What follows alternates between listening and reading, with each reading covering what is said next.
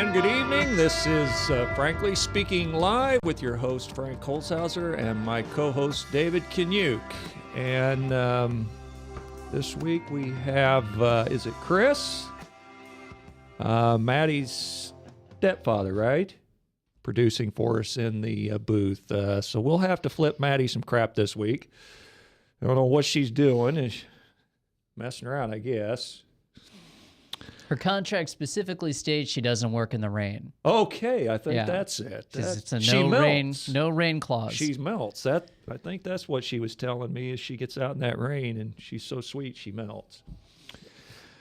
Well, speaking of rain, we're getting a lot of this this week. A little bit. It's off and on in the forecast for the next several days. If you would like to join our little show here with your questions or your comments, be sure and call toll-free 855-244-0077, and that's 244-0077 if you're in the local Des Moines area. So anything interesting this week that... Too much interesting. They're trying to start a war in Syria based on false pretenses, as always. They're trying to ramp up the whole Russian thing. Vladimir Putin was on TV at a youth group today saying, basically, don't mess with Russia or else we're going to nuke you. Henry Kissinger popping up in the Wall Street Journal calling for a assembly of a new world order yet again. Plenty going on. The James Foley assassination video was proven to be forensics experts are saying that he was not killed. When they say he was killed, the Syrian government said he was actually killed a year ago. So yeah, there's a lot going on actually. So is there anything on the personal level? Lousy milkshakes, terrible sandwiches? No, I'm fine. Okay. Thank you. Walking into any doors? No. Just living life. Trying to miss the raindrops. That's right. Okay. Well, I don't know. I guess I'll start the show by a post. Oh, what, we weren't on? I'll start the show here with a post that I posted last night. I said that the earth was overshadowed by gloom and dark despair through misapprehension of God. Satanic deceptive power had to be broken and must be done by love and not force, for only love can awaken love. The plan of redemption was not an afterthought. It was kept in silence from the foundation of God's throne. From the beginning, God and Christ knew of Satan's apostasy. They did not ordain sin to exist, but foresaw its existence, and most important, made provision to meet its emergency. That's good for us all. And then I was listening to a kind of an interesting, I wasn't quite sure what to think of it when I first watched it last night. Mm-hmm. I believe it was last night that I saw it.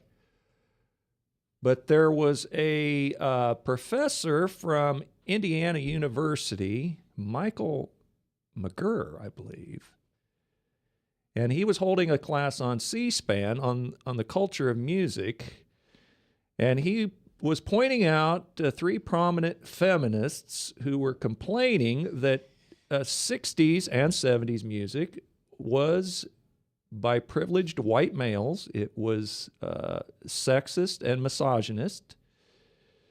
And they called it I won't say the name on air, but I'll let you use your imagination. It would be another name for rooster rock. So I guess they never heard of Janis Joplin, huh? Yeah, well, they did bring that up. They did bring that up later of some of the women's contributions to music, but they said it was mostly a male-dominated endeavor. Damn yous feminazis have discovered the wheel. Nobody knew that guys learn to play a guitar to get in your pants. You see, women's biggest complaint of men is they don't share their feelings and emotions well. Well, guys figured out how to do that in word and tune, and it was called rock ballads. And it does work. Ask any band about the wet panties and motel keys that get thrown at them on stage. And guess what, feminazis? And guess what, feminazis? Guys don't hide this. They are very open about their intent. Even the ugliest of bandmates are swamped in Right. female groupies. That's why ugly people learn how to play instruments anyway, is so they can get laid. I mean, that's a fact of life. Mick Jagger, Right. classic example. Right, exactly. I mean, that's so what? And it's up to you to raise your daughters in a manner so that they don't fall for that. and again, that It's darn up to you to be a strong enough woman to say, okay, I'm not going to fall for some dude with dreamy eyes and a guitar. You know, if you're that stupid, then you're that stupid. well, I don't know. There was a lot of gals that fell for old Bon Jovi. Sure. But anyway, again, that darn Bible thing. A good woman is more precious than fine gold, and a godly man is hard to find. When you seek the temporal, that's what you'll find. But the lesbo Nazis are pissed off about it. They don't like their position on the hierarchy scale. They were placed in submission to this skirt-chasing cads, and then cursed that their affections would be to them. Well, there's a price for sin and rebellion, and the price was inequity. But lesbian feminists are out to change that. They hate men, they hate God, they hate marriage, and they hate the children, the result of those unions. Man without God seeks the lowest common denominator, pleasure and gratification. So if you got the hots for the musician, you get what you pay for. Well, here's the thing about that rooster style of rock. You don't see the female version of Jimi Hendrix. You don't see the female version of Van Halen because they can't do it. Because rooster rock, it doesn't come from just your skill. It doesn't come from your fingertips or even your heart or soul. It comes from the depths of your rooster. And that just gets channeled up through your body, through your emotions, into that guitar. So women inherently, without the equipment, cannot play that style of music. And that's why there was disco. I mean, Well, they did bring that up, amazingly Yeah. enough. They were talking about the many more women in disco and many more strong women in country music. yeah. But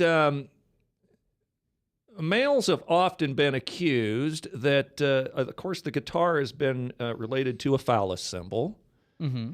and that they've been called guitar gods. And what these feminists were making the argument is that the plight of the women didn't get any better. The liberation didn't, in essence, get any better for women in the so-called, and she specifically pointed out the Beatles, the Rolling Stones, and Bob Dylan, of all people, that these were supposed They're to be... putting Bob Dylan in that Yeah, classification yeah. because he is the antithesis of rooster rock. But these were men who were supposed to liberate women's sexuality and kind of a Woodstock, free love, free whatever. And they brought up the point that when they show Woodstock, it was a band, it was a festival for men, and women were kind of tag-alongs. And whenever they showed the women, it was a bare breast and a child in arm.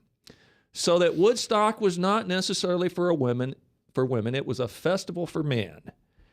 And you wrote and posted, well, everyone knows that Rooster Rock was rock of the late 70s and early 80s. Yeah, I was Bands just like playing because they said it was the 60s. Kiss, Van Halen, Motley Crue, AC/DC, when music was awesome. And then I posted back, the hair bands. Yeah. Well, They taught us how to love. they taught us how to love. They taught us how to love. They taught us how to have a great perm. Yes. Yeah. So, men did get in touch with their feminine sides at that point because, they were all curling their hair and everything. Yes. Well, and a lot of them, like Cinderella, was wearing a lot of Yeah, makeup. what do you want? What do you want? I don't know what these women want. Yeah, they're not happy, whatever you do. Exactly. Well, that's the inherent problem with the feminist movement. They're just not happy, no matter what they do. They're very unhappy people, and they like to let you know they're very unhappy. Right, and that does get back to God's role for man and woman. I mean, it's designed to be that men and women work hand in hand together. They're not equal. That doesn't mean one is superior to the other. They're partners. Well, in life. as I said, when you seek out the temporal and the shallow, that's what you're going to get. Right. And so they're not happy because they're not seeking out their correct role. Yeah, exactly. And that's not to say that women have to be wives and mothers and everything. Some women are destined to do other things, but when you're not seeking out what you're supposed to be doing, you're going to be unhappy no matter what. And the liberation that you think you're going to have by throwing off what you think are societal shackles. The shackles of male dominance. Right.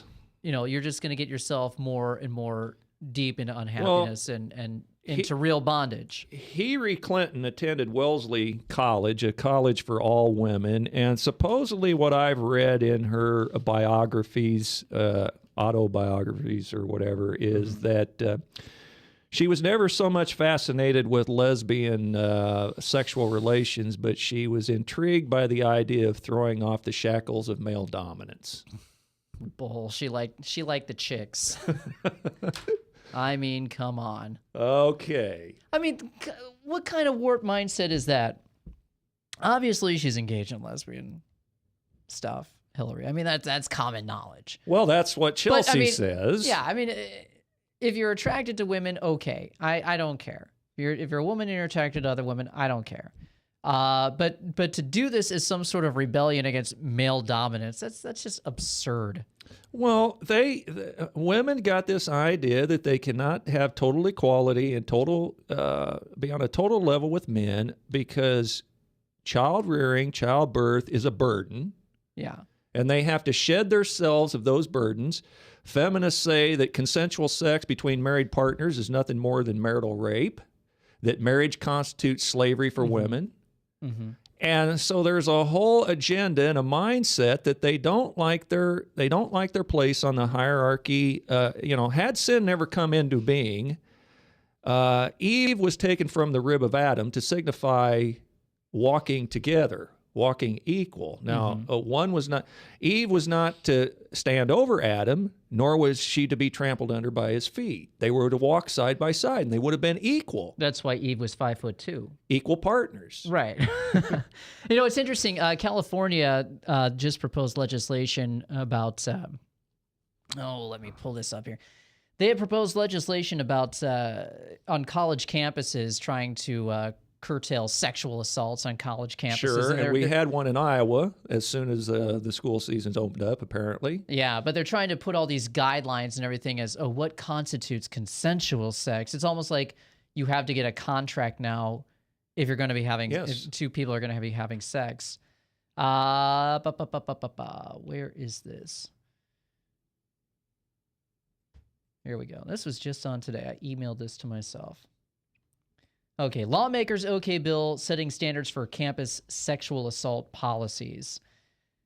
So they're talking about to address the problem of rape on campuses, California colleges and universities would have to adopt a standard of unambiguous consent among students engaging in sexual activity under a proposal passed by state lawmakers Thursday. So what are they going to have to do? Like go down like anytime two people, and I'm not condoning this, but anytime, two people are about to get it on, they have to go down a checklist like, Do you say yes? Do you say yes? Let's do a handshake. Sign right here. Well, apparently Kobe Bryant almost got caught in that particular dilemma because I think he had a groupie who wanted to get a paternity suit with him. And she agreed to a consensual relationship until he flipped her over and went through another door, let's just say. And she didn't like that because I think she was trying to, like I say, get a paternity suit going, and that wasn't going to happen in the other areas. So and I'm not deeply familiar with the Kobe Bryant thing from years and years ago, but I don't know. This just seems like an attempt to vilify heterosexual relations. Oh yes, and that's There's that push, not just on campuses, but all across the USA to kind of glamorize homosexuality and then demonize the idea that... As I said, Iowa University had a sexual assault case as soon as the school year started here just recently. And that's not to poo-poo any sexual assault whatsoever. But... And this has been Frankly Speaking Live with your host, Frank Holzhauser, and co-host David Canuck, and we will return after the break. This is Webcast One Live. Get away from us, you needle credit card. We don't have any more money. We're in trouble now. Save us! Help, somebody save us! Somebody help! Help!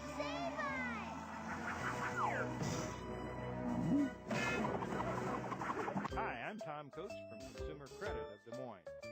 If your credit card's a little too animated, give us a call. Hooray, we're saved! Consumer Credit, you're our hero! Hey, psst. Let me let you in on a little secret. You ready? Always try to do business with people, not places. Especially if you seek honest Christian business people. And when it comes to my car, I really need to trust who's working on it. Now, my family is so blessed. A few years ago, we found a family-owned automobile repair shop that operates as a Christian business also. Open, honest, reliable, trustworthy. It's AMCO on Hickman Road in front of Kmart. And it's a family-owned Christian operating business. This family treats your car as if it was their car. Everything from oil changes to transmission repair and everything in between. So the next time you feel the need to be at peace with your choice of who you can trust with your car, give AMCO on Hickman a chance to serve you. And tell them Max sent you.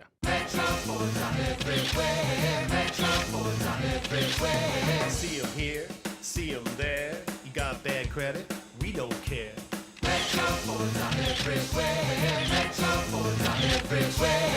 Visit emetroford.com for your guaranteed credit approval. Good credit, bad credit, no credit. Everybody drives with guaranteed credit approval at emetroford.com.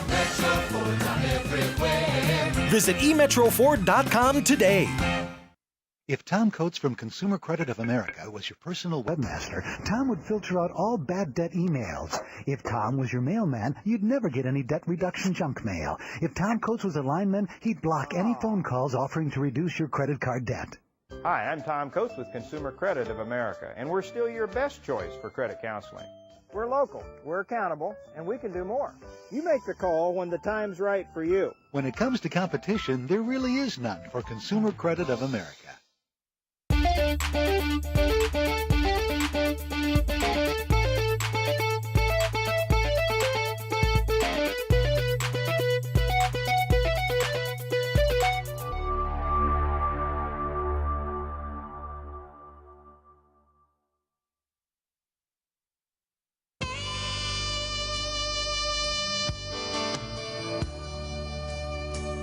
And we're back with Frankly Speaking Live. I'm your host, Frank Holzhauser, and my co-host, David Kanyuk, avoiding the raindrops this week, trying to find a parking spot. To ruin my hair. And I noticed that I just posted this. I caught it on my Facebook. I didn't really comment on it. But Joan Rivers in critical condition. Caught something on Facebook, said an Obama hit or another attempted Hollywood Illuminati sacrifice. Yeah, I don't know about that. You never know. Obama might have wanted her out of the picture after talking about him being gay and Michelle being a tranny. So I'm not going to discount that. There's no evidence to suggest that that's what's going on, but... You know, when someone says something like that, a national figure, and it gets top billing on the Drudge Report, you know, it's going to make somebody wonder. Well, supposedly she was all scheduled to go on tour and had some polyps that she was going to have removed from her vocal cords, and supposedly it was supposed to be a relatively simple procedure. And now she's in a medically induced coma. Well, when you've had plastic surgery as many times as Joan Rivers has, she's basically held together by makeup, Botox, and duct tape. Well, you would say she's been under anesthesia a number of times in her life. Is this what you're implying? Exactly. But I don't know. You never know. You never know. You can't discount anything when you have a lawless criminal junta that's hijacked the country. Well, now there is a couple of things that they are saying for sure that Obama is going to pull the trigger on some sort of immigration bill, and they're talking about some honor system The honor system, yeah. They get a notice to appear, and then they're supposed to appear within, 5 months or whatever before a judge for an immigration hearing. No, this pertains to some global warming thing that he may be signing, trying to put other people on the honor system, like China and Russia, to sign up to this. And right, he's going to try and do an end run around Congress for a global warming treaty, which is ridiculous considering all the models for global warming have been proven to be inaccurate and outright lies. But it would all be on the honor system. Yeah, well, they can't quite enforce it yet. They need to have global governments, out fully in the open before they can actually enforce it. Let's see here. I'll just paraphrase the article from the New York Times. The Obama administration is working to forge a sweeping international climate change agreement to compel nations to cut their planet-warming fossil fuel emissions, but without ratification from Congress. Treaties have to be approved by Congress. So this is, again, yet another unconstitutional move by Obama. It's hard to keep track of all the unconstitutional moves that this guy is making. I mean, seriously, it's like take your pick for what you would arrest him for. We could write a book on the unconstitutional moves. In preparation for this agreement to be signed at a United Nations summit meeting in 2015 in Paris, the negotiators are meeting with diplomats from other countries to broker a deal to commit some of the world's largest economies to enact laws to reduce their carbon pollution. But under the Constitution, a president may enter into a legally binding treaty only if it is approved by a 2/3 majority of the Senate.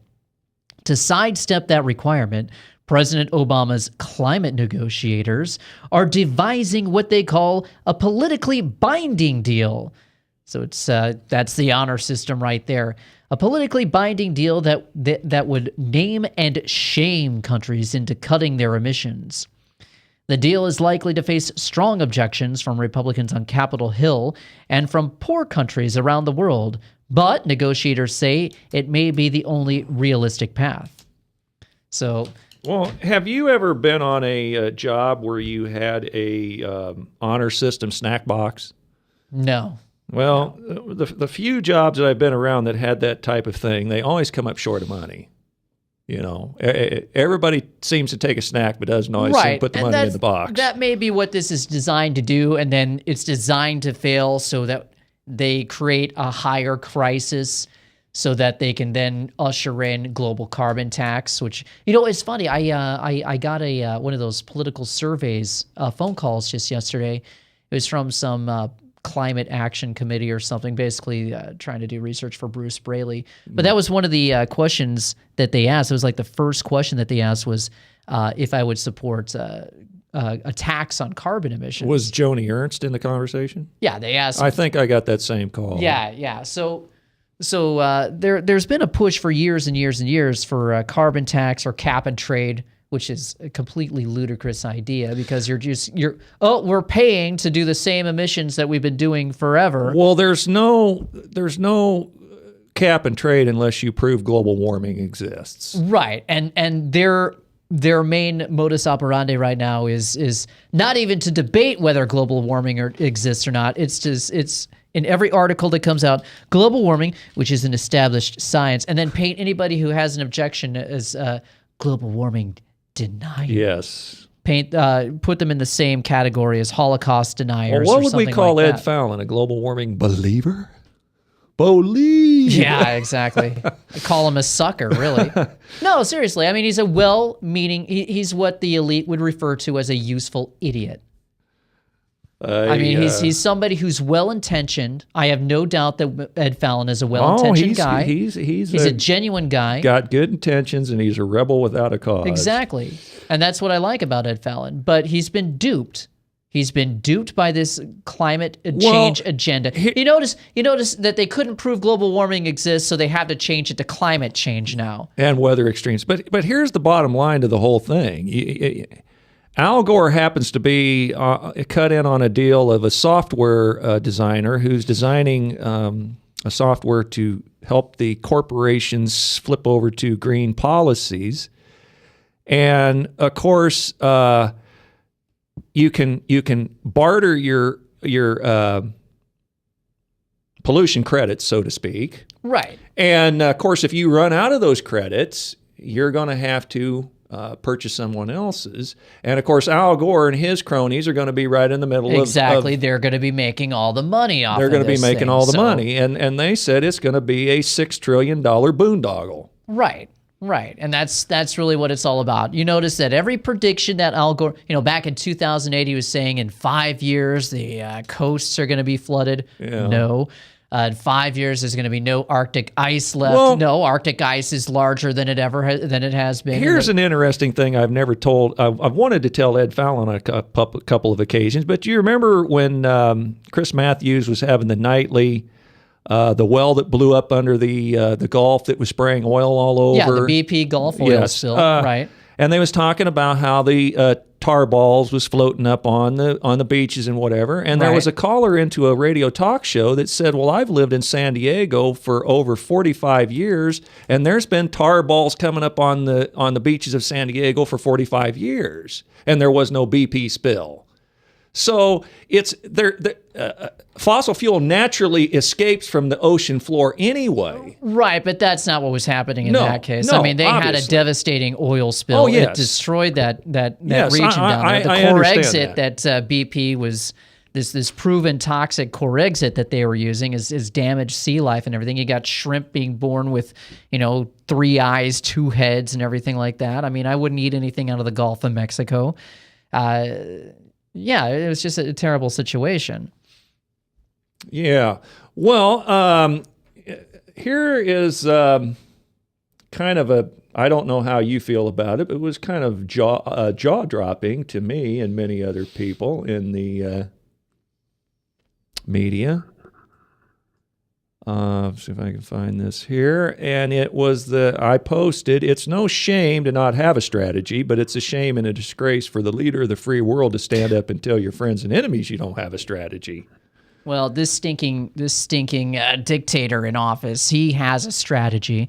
The strategy has been to fund ISIS. They created ISIS. We've covered this time and time again. This is an absolute fact.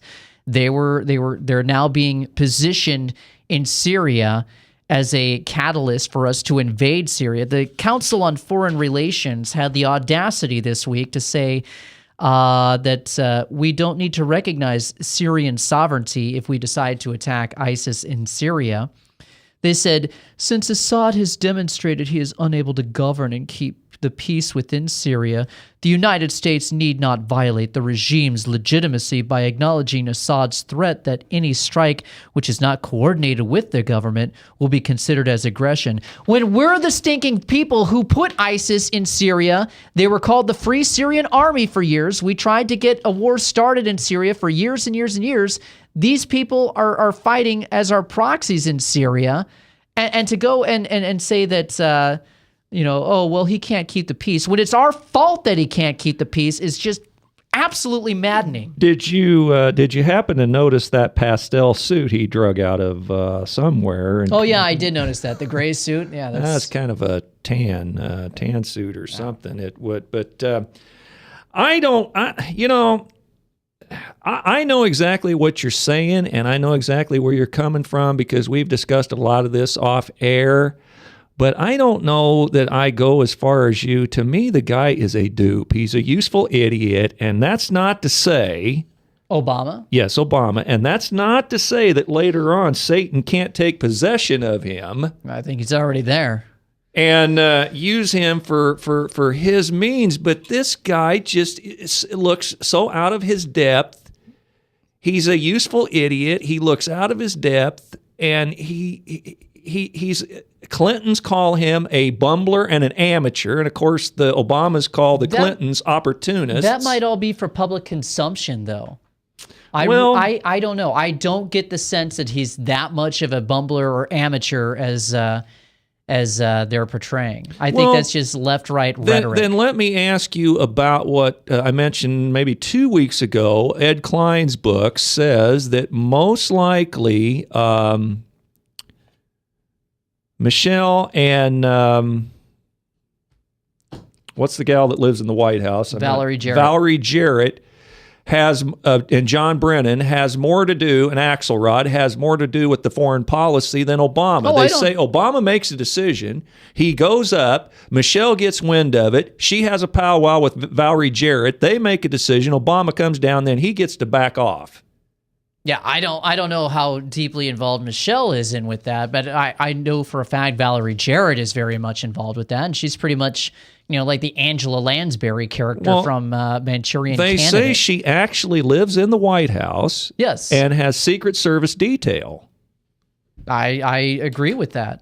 Every assessment of Valerie Jarrett that I've heard says that she is the one that is basically the president of the United States. Well, we're going to be coming on a break here pretty quick, so I'm going to start a conversation, and then we'll pick it up after the break. But I would ask you, what's the criteria for the United States being involved in any kind of foreign conflict? What would be your criteria? What do you believe is our national security interests? And we're going to kind of get into Rand Paul's views on isolationism, so-called isolationism. North Korea is an isolationist country. Romania under Ceausescu was an isolationist country. Saying that you don't want to go to war with every country in the world is suddenly isolationist. That's absolutely absurd. But we'll pick this conversation up after the break. And this has been Frankly Speaking Live with your host, Frank Holzhauser, and my co-host, David Kaniuk. From the RE/MAX Real Estate Concept Studios, this is Webcast One Live. I'm Brian Leach, owner and general manager of Service Legends. I brought along a couple of the home comfort heroes. Hi, I'm Tammy Wells. I am Nick Wondershide. I'm administrative manager. I am the senior technician from Service Legends. It seems like every good thing, when you feel it to the bone that it's good, there's a lot of hard work put behind it. I don't think that you can fake it and have it turn out good. If we seem like, okay, that's just weird, it's just a furnace, why would you believe so deeply in a furnace? It's not just that, we want to show the world that you can have good service. Yeah, it's your home. It's built into our daily trainings, it's built into our culture, that we're gonna do whatever it takes to have each client say they love us, period. That's why we spend all the hours in the training that we do. And if we guarantee it's gonna be a good experience for you, or else it's free, what type of work do you think we're gonna do? There is a guarantee. Temperature selection guarantee, fixed right or it's free guarantee, comfort guarantee, best value guarantee. All of these guarantees hold us accountable to ensuring that we exceed your expectations. And if for whatever reason we'd fail and we can't make it right, we guarantee all of those guarantees with a 100% money back guarantee. If you don't think that your technician can fix it right, are you gonna say that to a client? No. You don't have to worry about having a technician come to your house. We drug test, background check all of our team members. We put safe people in your home. Each and every one of our service techs, 400 hours a year in training. You tell it the minute they walk in the door. They know what they're doing, they've done their homework, and they actually truly care about what you want. Because at the end of the day, you're the person that makes sure I have a job. They're gonna be listening. They're gonna wanna know what your challenges are. Then they're gonna come and give you options, and you get to choose. If I'm there to help and I make it easy and painless, I did my job right that day. Well, when it comes to your comfort, safety, and your family, you don't necessarily go buy the most expensive, but you get the most bang for your buck. Oh, it's worth it, because there's a lot of people that will find a way to get it to work right now and then leave and then come back, charge you again, and the cycle just repeats itself. So when I'm out there looking at the furnace, I want to find why it failed today. How can we change the part today with something that you're not going to have to worry about? Is it worth changing the part today? You can put a lot of money into a furnace. I can fix parts all day. There's good job security in that for me. But is it the right thing for you? I get a lot of the phone calls of after the technicians are there. They're just in awe. They're like, wow, you guys are great. I don't even know what to say. You guys are great. Everything you did was perfect. It was great. Keep going though. I like this. Just give us a try. I'm gonna take all the risk. I've got the time to make this right. I've got the support to make it right. Just check us out. And if you don't see the value in what we do, fixed right or it's free or 100% money back. Enough said.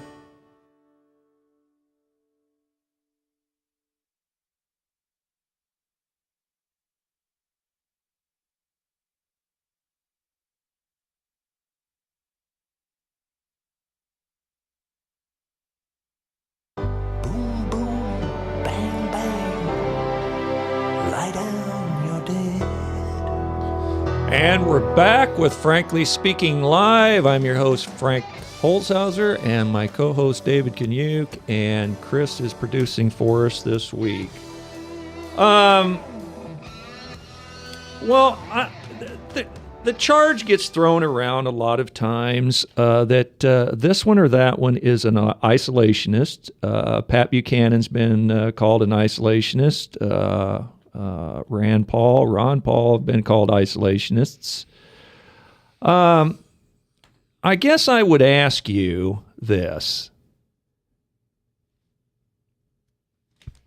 When we go to war, what should be the criteria for any foreign conflict we get involved in?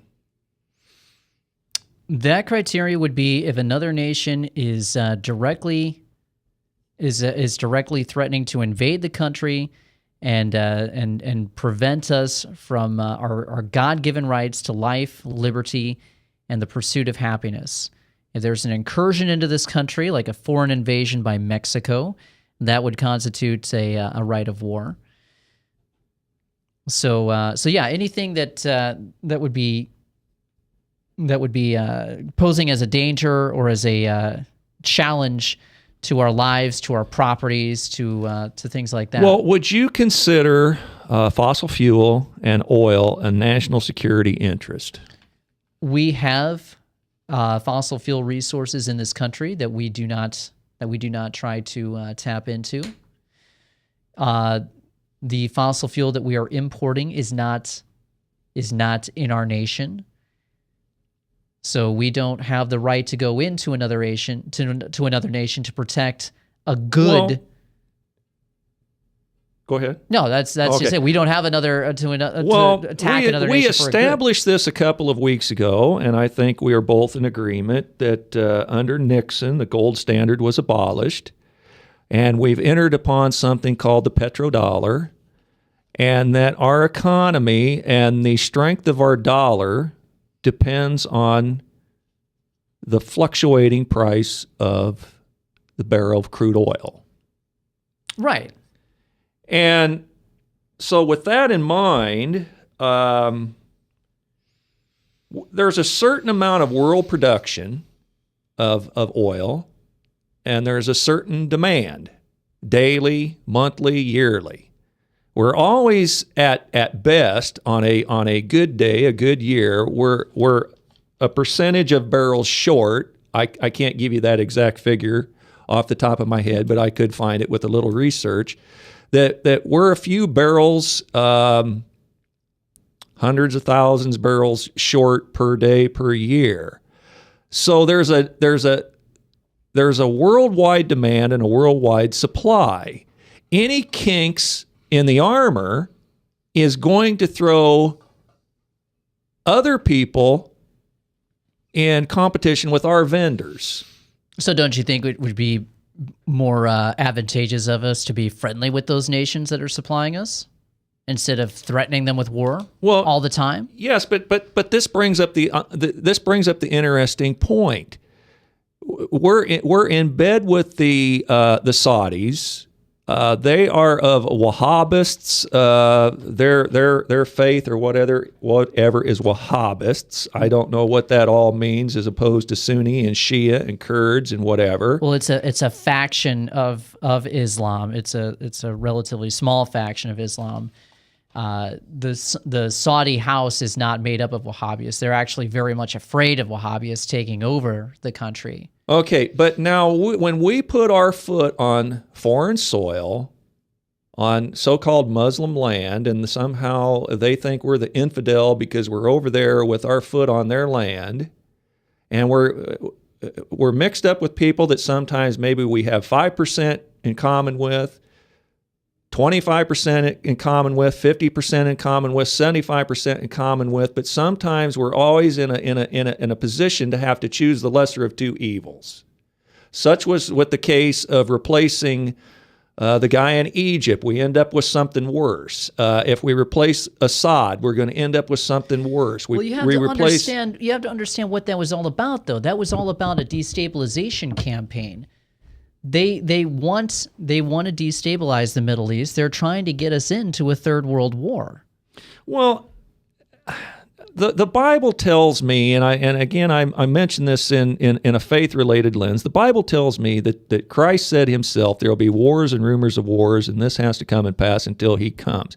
Wars don't so much bother me. It's, am I doing my job as a Christian to witness and prepare people if they die in a war or a conflict? Are they ready to meet their Savior? So wars don't necessarily scare me as much as worldwide peace, because that's, when they start talking worldwide peace, that's when it's time to get worried, in my opinion. Well, they're not going to start talking about worldwide peace until after the final cataclysm occurs, which they're following the Albert Pike Third World War model on trying to get this all started. But my point is, in addition to witnessing and everything, you should also be out there as a vanguard of truth, as a watchman on the wall. And I would venture to say that part of our job is to try and prevent these wars, because if you have a war, then you're going to have needless shedding of blood. I find, more than the vast military-industrial complex or the Illuminati or whatever different groups that some people want to point to, I tend to believe that the Catholic Church is behind. There's two reasons we usually go to war in this world. Usually the Catholic Church is behind it, such as I think if you'll investigate Vietnam, they was behind the Vietnam conflict, and we usually go to war for oil, and we don't express that, so we have to use other excuses that we're going to liberate this, or we're going to do this, or we're going to give women the right to vote. We're going to. There's no, in my opinion, and call it humble or inhumble, whatever you want to refer to it as, but I feel like there's no shame in blood for oil. We need it as a national security interest. Yes, we have our own, but there's a worldwide demand, a worldwide supply. China has basically said that they'll fight for it.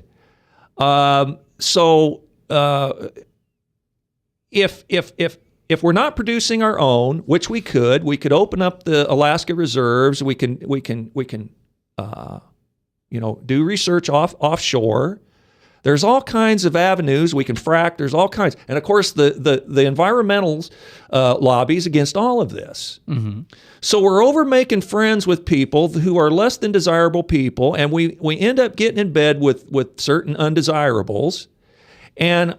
I guess that I would say when we could have just continued drilling for oil and mining those resources ourselves, which would have boosted the economy. But that wasn't part of the globalist plan. But I think part of what was going on in the northern tip of Africa and Gaddafi is we was not wanting certain elements to get in control of those oil wellheads, and now they have it. And we wanted the free flow of oil out of the northern tip of Africa through the Mediterranean. Absolutely not what it was about. It was about Gaddafi was building up northern Africa. They were becoming strong. They were becoming independent. We didn't want that. We took them out. We also wanted to establish a centralized bank, because as soon as the new government took over, that's the very first move that they made, was to establish a centralized bank.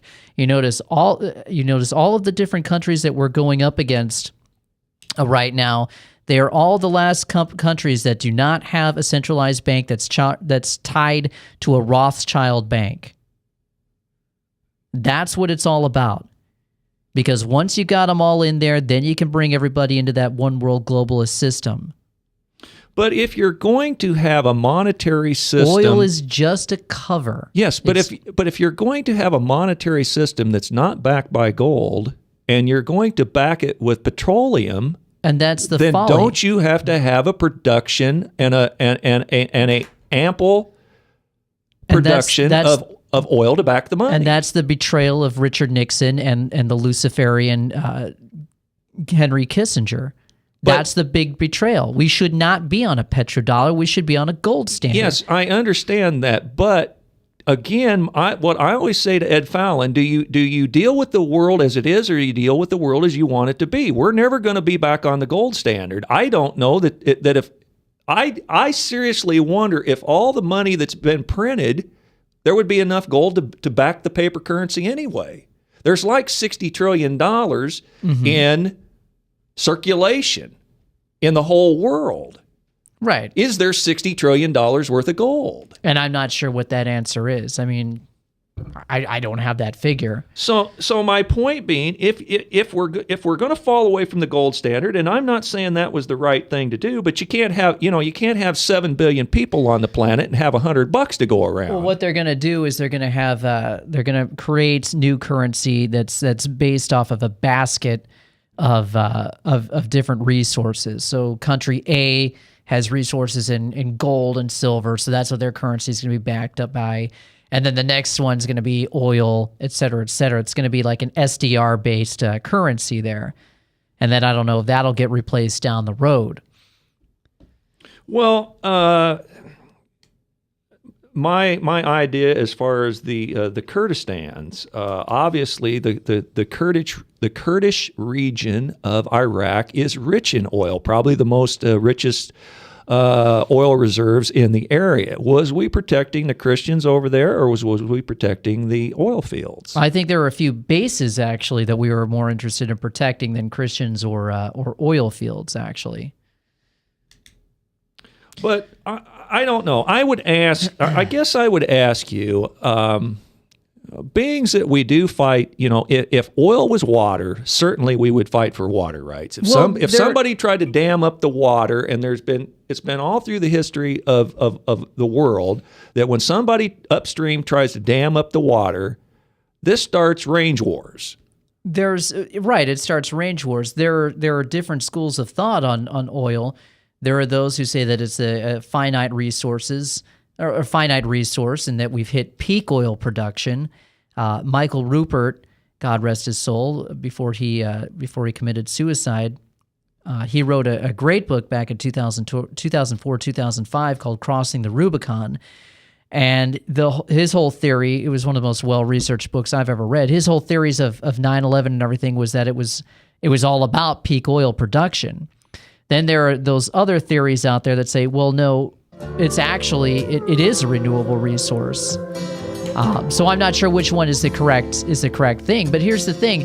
There are so many other different means of energy that have been developed that are being suppressed because of our reliance on the petrodollar. Well, this has been Frankly Speaking Live with your host, Frank Holzhauser, and my co-host, David Kaniuk, and we will return after the break. From the RE/MAX Real Estate Concept Studios, this is Webcast One Live. Get away from us, you mean old credit card. We don't have any more money. We're in trouble now. Save us! Help! Somebody save us! Somebody help! Help! Save us!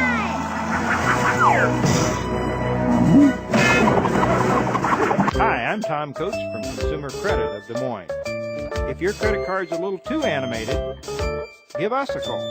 Hooray! We're saved! Consumer Credit, you're our hero! Metro Ford's on everywhere. Metro Ford's on everywhere. See 'em here, see 'em there. You got bad credit? We don't care. Metro Ford's on everywhere. Metro Ford's on everywhere. Visit emetroford.com for your guaranteed credit approval. Good credit, bad credit, no credit. Everybody drives with guaranteed credit approval at emetroford.com. Metro Ford's on everywhere. Visit emetroford.com today. If Tom Coates from Consumer Credit of America was your personal webmaster, Tom would filter out all bad debt emails. If Tom was your mailman, you'd never get any debt reduction junk mail. If Tom Coates was a lineman, he'd block any phone calls offering to reduce your credit card debt. Hi, I'm Tom Coates with Consumer Credit of America, and we're still your best choice for credit counseling. We're local, we're accountable, and we can do more. You make the call when the time's right for you. When it comes to competition, there really is none for Consumer Credit of America.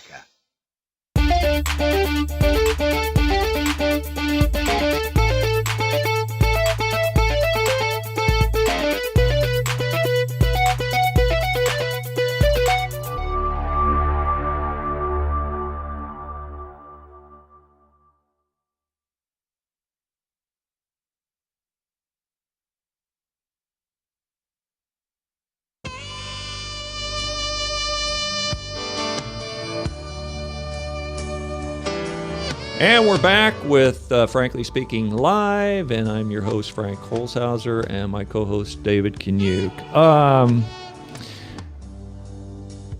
We'll move on to another topic here, but I don't know. Do you think isolationism is a fair tag for Rand Paul? Absolutely not. Anybody who calls Rand Paul an isolationist, or Ron Paul or Pat Buchanan an isolationist, doesn't know the meaning of the term, and they're calling them it's kind of like a buzzword now to tag them as something, so stupid people can go and say, "Oh well, I really like him on economic policy and things like that in the Constitution, but he's an isolationist because I heard that on Fox News." Well, do they promote? Is cutting your country off from all contact with the outside world. It's what North Korea does. It's what Romania under Ceausescu did. It's like those tribes in Brazil that have never seen an airplane or anything like that. That's what isolationism is. What constitutionalists advocate is that they don't want to have wars unless it's a real war that's needed. They want to stay out of other people's affairs.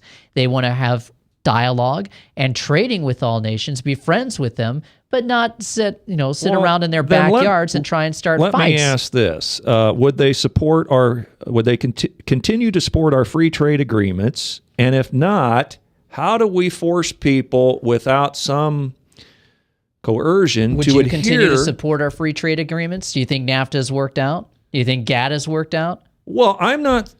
Obviously, it's not. It's not working out when we're getting the shaft from the people who are in the agreement with us.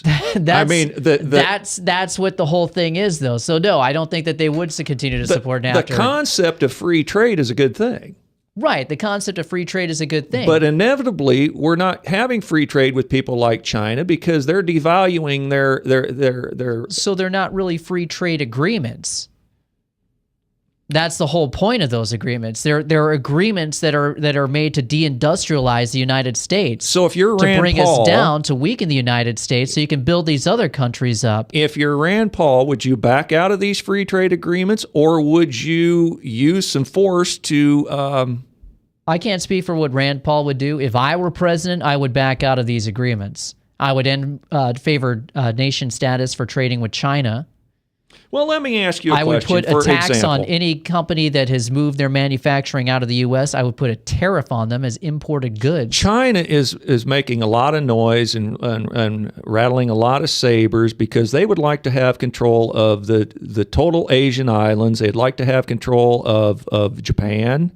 And we have encouraged people like Japan to not go nuclear, or different people to not go nuclear and build nuclear bombs because we don't want to have a nuclear bombs race. So we've offered an umbrella of protection that started with the UN and after World War II, that we're going to protect certain people under our umbrella. If China starts rattling the sabers too much, what do? How do we get them to stand down or back off from, say, trying to go after Korea, trying to go after Japan, trying to going after some of these places that they have their eye on and think that they're entitled to? Yeah, and I'm not sure what that answer is. If the American public decides that they want to go to war to defend those nations, if they tell their Congress, their representatives, that it's worth going over there and dying for, and those representatives vote and give the President of the United States the authorization to go to war for those nations, as they are constitutionally required to do, then by all means, we will go to war. Well, it can't be done as just a presidential action. Well, there was people that thought that we could contain Hitler. I think Neville Chamberlain, Winston Churchill drug FDR kicking and screaming and fighting all the way into World War II because FDR did not want another World War conflict after World War I. And Churchill was just adamant. And finally, Pearl Harbor, I guess, is what encouraged FDR to kind of join in and join the fight. No, we had another nation attack us. Congress passed a resolution. They gave the president the authorization to declare war on Japan. Japan had already declared war on us. And Germany declared war on us that same day. So Rand Paul would have no problem going to war if he gets the approval and the thumbs up from Congress, and they vote on it. Absolutely. If it threatens Americans' ability to trade with a free nation, if it threatens our ability to operate freely as a nation, then yes, it is something worth going to war for. So do you have any topics you want to hit? We got about 5-6 minutes before the end of the show, and I know you're always loaded with a folder full of stuff. Always. One thing that was interesting for me this week, Rick Wiles, I'm sure some people know who Rick Wiles is. He's the host of True News. It's a prophetic news program that's been going on. But Rick Wiles announced this week that he's going to stop broadcasting the True News radio program. I think that's a major prophetic, not prophecy written in the Bible, but that's a major warning sign, I think, of where we are in the country. He cited Isaiah 26:20-21. Come, my people, enter your chambers and shut your doors behind you. Hide yourself as it were for a little moment until the indignation is past. For behold, the Lord comes out of his place to punish the inhabitants of the earth for their iniquity. The earth will also disclose her blood and will no more cover her slain. He said that the American public has checked out of reality and is living in an alternate state of reality. Rick also said that the remnant church doesn't need more news and information. He said they need to be nourished by eating the body and blood of Jesus and the Word of God. Rick said he is not going off the air, but merely putting True News on the shelf for a season. Rick promised to broadcast a new type of radio program that is totally focused on Jesus. As a watchman, he said that the Lord is telling him to come off the wall and go inside the storm shelter. The storm is here. I think that should be a major warning flag for anybody who is paying attention out there. There was also a story, a guest on his show openly mocked by his audience at a small prophecy conference. This prophet said America would be invaded by the Russians. And I just wanted to read this story. I was listening to Rick Wiles on a show today from your site. He mentioned his first vision when he was in the presence of God and felt fear and nakedness. I admit that itself brought me to tears because it is fearful and humbling to be before God because of his holiness. He suffers because of his love for us, and he suffers because of our sins. It hurts God when one contemplates the holiness. It hurts God, and when one contemplates the holiness of the magnitude of God, it's overwhelming. Mr. Wiles played a recording of a prophet who had appeared on his show in August from India, who talked recently at a prophecy conference in America about God. He talked about his appearance on True News. When asked a question on Rick Wiles' show, and Angel gave his, this is very poorly written, I apologize. Let's see, it gave this prophet something to read of God's word on the subject. The question Rick Wiles asked was, what is God telling him about America? This prophet said that America would be invaded by the Russians, and the Christian audience laughed at him. The Indian prophet asked them why they were laughing. He said if he, the prophet, were American, he would be shaking in his shoes. They continued to laugh loudly. This person said on Rick's show he is not a pre-trib rapture person. He believes we will go through the tribulation. He acknowledges the horror which is going to happen. The people at the conference continued to laugh. So I guess my point is if we're not willing to listen to what people are trying to warn us, what hope do we really have? You get what you pay for. Yeah. Well, this has been Frankly Speaking Live with your host, Frank Holzhauser, and my co-host, David Kaniuk. And we will return next week at this same time, and we'll pick up on these folder full of goodies that he has.